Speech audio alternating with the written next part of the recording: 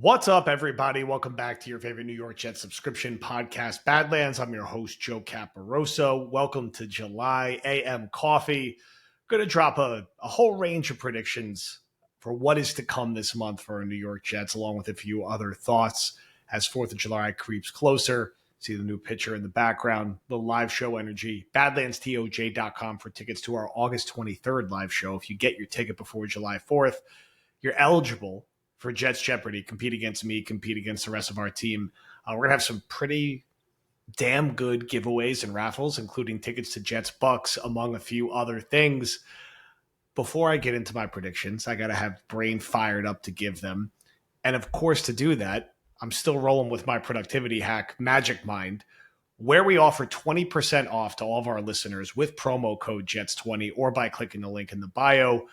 I'm a huge fan of Magic Mind. If you listen to this podcast, you know that I've been using it for the entirety of this year and years before. I have it every single morning, all natural ingredients, tastes great, goes down easy. I pop it right in the fridge, have it with my coffee. There is a money back guarantee, refund up to 100% if for whatever reason you don't like it, but I have a feeling you will like it. Only way we get to like 100 podcasts a month here was with the nice boost of Magic Mind. So check it out. Click the link in the bio. Use code JETS20, and you won't regret it. Get that productivity hack going. All right, July. Training camp starts at some point this month, later this month. Football will officially be back, which is, of course, incredibly exciting. We'll get those early days of practice of everybody checking in and some slight overreactions and, ramp it into the first preseason games, which, preseason just gets shorter and shorter. I do wonder how many seasons we have left where the preseason game isn't effectively just one game or one scrimmage. Jets are going to have high volume of joint practices this year with the Giants and new coaching staff, new energy, new everything, new quarterback, new offensive coordinator, new defensive coordinator. So it will be, I'll call it more interesting than usual to see what's going to happen. Last couple of years have been a little bit of the Aaron Rodgers show, as you would expect. Totally different vibe this year. So what do I predict is going to happen in July for the Jets? I'm not going to change my tune. I'm going to predict by the end of the month, both Sauce Gardner and Garrett Wilson get new contracts from the team, each of which are slightly over $30 million per year. Sauce, Garrett. And keep them here for the next 4 to 5 years at least. I think Sauce, if I have to pick one of the two that happens first, I'm going with Sauce and then Garrett shortly after. I think both get done in July, really before training camp ramps up. Next prediction, I don't think there's going to be any other roster additions or moves of consequence. I don't think the Jets are going to make some trade for a veteran receiver or defensive lineman this month. I think when we get into late August, when we get into post preseason, when we get into the waiver wires, I could see a couple minor moves around the edges for veterans. I don't think we're going to see any of that in July. I think the only meaningful transactions we see in July from the Jets are focused around Sauce Gardner and Garrett Wilson. I also think they get the Mason Taylor contract done and he doesn't miss any training camp. I know there's been that sort of weird glut around second round picks, but I am not flagging that as an issue to be concerned. I think as camp ramps up, Mason Taylor will be there. I think the Sauce situation will be getting handled. I think the Garrett situation will be getting handled. I think the Jets are going to let it play out with their current roster. They're going to hold on to guys like Lazard and Clemens to our chagrin, at least for the next 6 to 8 weeks. And then we'll see what happens with veterans coming out of the preseason and the waiver wire. Yeah, I think in training camp, I know Will did a good job of knocking through a couple of breakout players to watch. I do think Thomas will look very good as a rookie. I agree with him on that. It's just too much size and athleticism not to have a few nice moments. I think Fields will have a good camp. I don't think there's going to be these days like we used to have with Zach Wilson where it's like 4 for 13 and everyone's freaking out. I'm not really sure how much of Fields we're going to see in the preseason. A bit here or there, but I don't think they're going to have a problem letting Tyrod rip it plenty or, playing Brady Cook or Adrian Martinez. I'm not expecting a ton of Fields in the preseason. Maybe he'll get a little bit of run in that second game, but beyond that, I think it's going to be pretty limited. Other guys that I'm really interested in seeing, it always kind of comes back to some of the younger players. I'm actually excited to just see the offensive line all rolling together from day one. We feel really good about that starting five. They have 2 young tackles, Inolu and Membu. We'll have AVT, Simpson, Titman. Obviously, I don't really buy much into the competition at center. I could be wrong. I'm sure they'll give Myers a couple days or a couple series, I'll say, of running with the ones, and everyone will freak out. But I think the majority of the summer will be the 5 that we expect. And I'm excited to hear and see how Olu and Membu do. I think Will McDonald had a nice spring. I think he's going to have a really nice summer and get more and more popular as a guy. You can't call him a breakout player because he broke out in year 2, but a guy that we're talking about as a potential Pro Bowler. A guy, couldn't he be a 13, 14 sack guy? I think the 15 pounds of muscles on, hearing good things around the building. I think he's going to make a really nice impact this season, even more to the effect that he did last year. And I think that will show, and he'll be having a very strong summer that starts up in July. I think there's going to be a lot of panic about the receiver room, right? I think there's going to be days where, the Jets are having a hard time getting open outside of Garrett Wilson. Al Lazard had 2 drops today. Arian Smith is on riding the bike. Malachi Corley is riding the bike. There'll be a lot of Josh Reynolds, who, as you know, if you listen to this podcast, we think will be the second receiver on the team. And there'll be a lot of pressure about doing something meaningful at that position, which I don't think will happen in July. I think you're going to hear a lot about the Jets throwing to their running backs and tight ends, which is going to be a big part of their offense. I think, like many Jet teams, the defense will probably run a bit ahead of the offense early in camp. That doesn't necessarily mean anything, but I just think with Wilkes and with Glenn and with some of the veterans on that side of the ball, with Quinnen and with Sauce and with McDonald and Jermaine working back and Sherwood and Quincy, I think the defense will run a bit ahead early in camp. Interested to see how a guy like Brandon Stephen does out of the gate, where fans are biased to being panicked about any play that involves him. So, let's give him let's see how it goes early in camp, because we're going to get some kind of freak out like 3 days in when Garrett Wilson beats him on a double move for like a 70-yard touchdown. But it's camp. You never want to panic at camp. You want to go out. You want to enjoy camp. You want to get the kids and the family out there. But let's save some of the panic maybe for the scrimmages of the preseason games and not even panic too much at those. But, late July, we're talking about the early practices. Not a lot of hitting, not a lot of pads popping. If you're a Jet fan, again, what are you watching this month? You want Garrett to get paid. You want Sauce to get paid. You want Mason Taylor's contract done. You want no injuries. In a perfect world, you'd be getting another addition to the defensive line for some more competition, so we're not rolling out Michael Clemens as the third edge and having a battle at defensive tackle with a bunch of random backups that they signed. But I'm going to save that for the August predictions.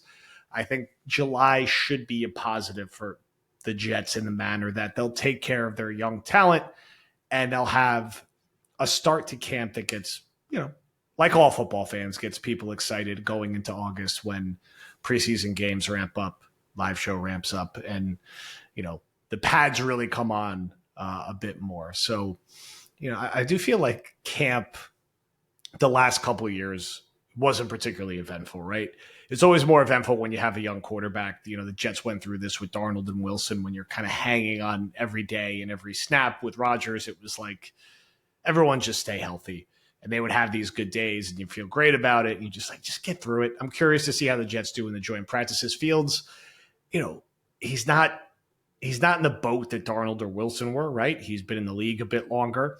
You would hope that a guy who's been in the league that long, even while he's learning a new offense, can be consistently solid. A lot of what Fields does is tied to his running and his physicality. So there's probably going to be days the Jets offense is a little because they're not really going to have that element in these practices. I think that's something that's important to keep in mind, and don't ever, do the 7-on-7 overreaction to some of the stats. It'll happen inevitably, but just it's not something to go crazy about, is what I'd say. I also want to see defensively, how quick can Malachi Moore just grab that starting role next to Cisco so we don't have to deal with Tony Adams playing safety? That's one of the rookies I'm really watching early in camp. Like, can Moore, he's rolling with the ones already. He's splitting time with Adams, and you get to the preseason and it's like, okay, this guy really does have a path to start as a rookie. That would be one I'd find particularly exciting. I know Membu's going to start. I know Taylor's going to start on day one. We'll see what happens with Moore coming out of the gate. See the pop in from Jake. They're about to record the other guys. Late night. They didn't think I'd be up this late on the East Coast. But that's one rookie I'll be watching in particular. There's not too many UDFAs I'm like freaking out excited about to watch. Could Page make a little noise from Clemson on the defensive line? I know everyone's fired up about Donovan Edwards.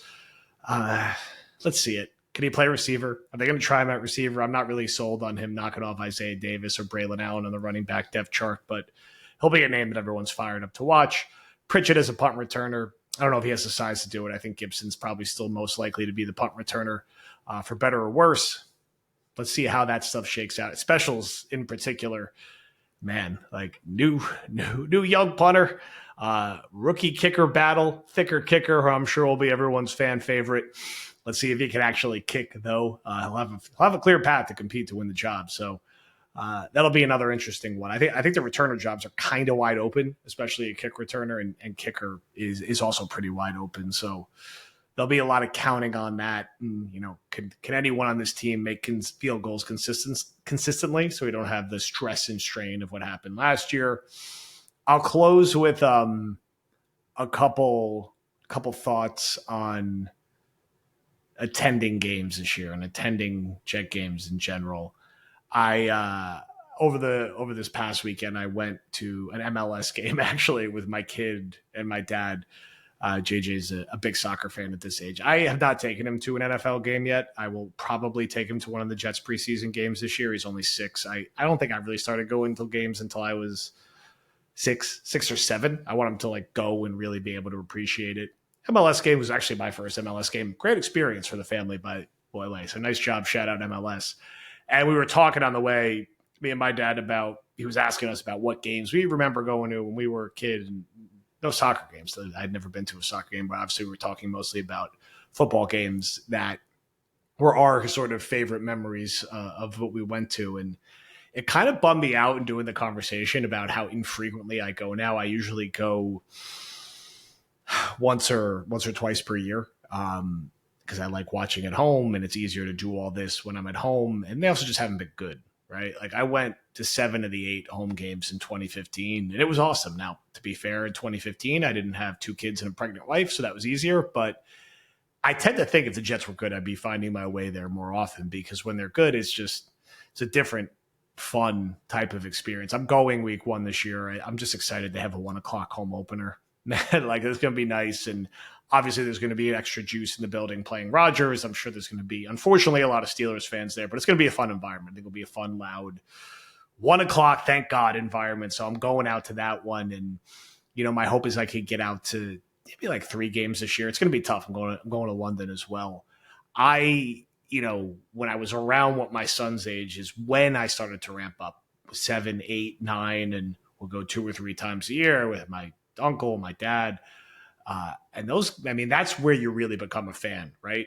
Like it's especially when you're at that age, being in the building and seeing these games and memories in person, watching the Jets win a playoff game as an 11-year-old against Jacksonville, the only playoff game I've been to, of course, that sticks with you forever. The confetti coming down, the AFC Championship game against Denver up on the big board, the comeback they had where Testaverde scored on the game-winning sneak, even though he didn't actually get in the end zone, and the pandemonium in the building for that. Even as you get a little older, and I was, like high school, college age, beating the Bengals to get into the playoffs, beating the Patriots in week 2 when the stadium was like literally like shaking in their early Rex years. The Cowboys game on 9/11, those are the memories surrounded by all the other crazy people who are as crazy as you that are important in cultivating fandom. So, my kid seems to like the Jets a lot. I don't know if it could compare to I was a huge, read the newspaper stat nerd when I was his age. There is no newspapers anymore. It's different now, as everyone knows. I'm curious to see how his fandom sort of evolves. But I think for him to ever have a chance, and if I want him to have a chance to be as big of a Jet fan as it ended up being, you got to kind of be there and get your hands dirty, right? I'm not ready to have a 6-year-old bouncing around MetLife yet, but as he's 8 or 9, I'm starting to think about when and how we could get him to some of these games. He did good at the MLS game. He lasted the whole game. that was encouraging. I'd taken him to an NBA game before, and he only made it to halftime. So he's getting the endurance is getting up, because when I would go to games, and this now I recognize how annoying this must have been for my dad at the time, who was a Giants fan and was just taking me because he was a good dad, was that I refused to leave games early. Even the Jets, many games I went to, they were getting killed and not scoring any points. And it was like we had to stay all the way to the end, couldn't miss a play. And it's raining, miserable weather. It's Sunday. You got work the next day. School the next day. Didn't matter. I had to stay for the whole game. And my son has that similar stubbornness. So I'm sure at some point I'll be taking him to the version of the Tim Boyle game I went to against Atlanta a couple of years ago, where I was sitting in the freezing rain around Thanksgiving watching the Jets lose with Tim Boyle at quarterback. Fun times that was. Anyway, just some random July fan ranting. I got to get out because Jake and Paul got to get here and record. Thank you everyone for listening, and we will talk to you soon.